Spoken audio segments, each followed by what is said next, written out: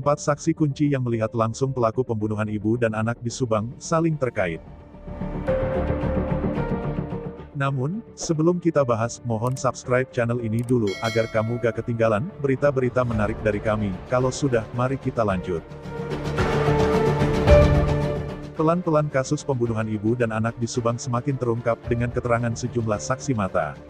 Saksi mata tersebut melihat langsung diduga pelaku pembunuhan sadis yang diduga terjadi dini hari sampai pagi pada tanggal 18 Agustus tahun 2021.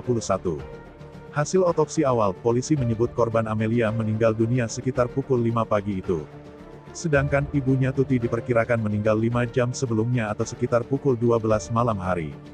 Sementara itu, penemuan jenazah kedua korban di bagasi Alphard ditemukan sekitar jam 7 oleh suami korban, Yosef.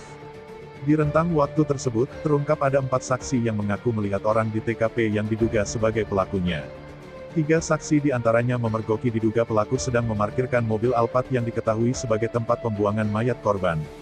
Berikut 4 saksi yang dirangkum dari berbagai berita. 1. Ajat, warga Dusun Ciasem, Kecamatan Jalan Cagak, Kabupaten Subang. Pada hari itu, sebelum jasad kedua korban ditemukan, Ajat mengaku sempat melihat mobil Alphard sedang parkir di halaman rumah korban. Waktu itu saya mau beli bubur ke Jalan Cagak sekitar jam 6 pagi, waktu saya melintas rumah tersebut, memang mobil tersebut sedang parkir memutarkan mobil, kata Ajat. Ajat menceritakan, posisi mobil Alphard tersebut parkir dengan menghadap ke dalam halaman rumah korban. Lalu, sang sopir memundurkan mobil tersebut hingga keluar halaman. Selanjutnya, mobil tersebut putar balik di tanah kosong sebelah rumah korban hingga akhirnya kembali masuk ke halaman. 2. Sopir angkot. Sopir angkot pada pukul 6.30 melintas depan rumah korban. Angkot sempat terhenti karena terhalang mobil Alphard. Diduga kuat mobil Alphard tersebut dikendarai oleh pelaku pembunuhan Subang. Hingga akhirnya ditemukan korban di bagasi Alphard. Sopir angkot sempat mengumpat sopir Alphard milik almarhum Tuti di TKP. Sopir angkot sempat memarahi pengemudi Alphard tersebut. "Kamu bisa gak bawa kendaraannya," kata sopir angkot.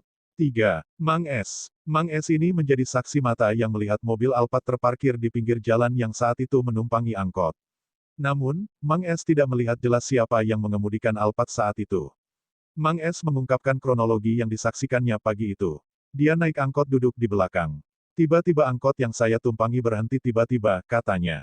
Dia menengok ke depan dan ternyata ada mobil Alphard yang sedang parkir dari rumah ke pinggir jalan. Kaca mobil dibuka 3/4 dan terlihat belakangnya saja sopir Alphard itu. Mobil angkot terhenti agak lama karena terhalang mobil Alphard yang mundur dari rumah TKP. Namun, Mang S mengakui tidak melihat jelas siapa di balik kemudi mobil Alphard warna hitam tersebut.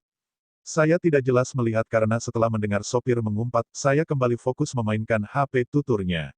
Saksi menduga pengemudi Alphard tidak lancar mengemudikan mobil atau bisa belum terbiasa membawa mobil jenis Alphard. Sebab membutuhkan waktu cukup lama dari memundurkan mobil dari garasi rumah hingga terparkir di pinggir jalan, ujarnya. "Kalau orang yang bisa bawa mobil mah gak begitu, pasti lancar," ujarnya.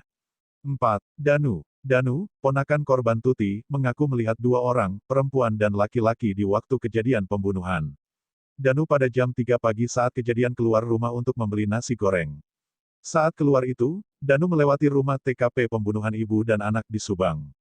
Danu dalam pernyataannya mengatakan bahwa dirinya melihat sosok perempuan dan juga laki-laki yang ada di rumah korban. Namun, saat itu Danu langsung pergi karena tidak ada kecurigaan dan tidak ada berpikiran apa-apa. Dalam tayangan cuplikan video, Ki Anom mengatakan bahwa pada jam 3:05 Danu keluar rumah untuk membeli nasi goreng karena lapar. Saat itu, tukang nasi goreng sudah tutup sehingga Danu memutar balik kendaraannya 20 meteran ke arah TKP pembunuhan.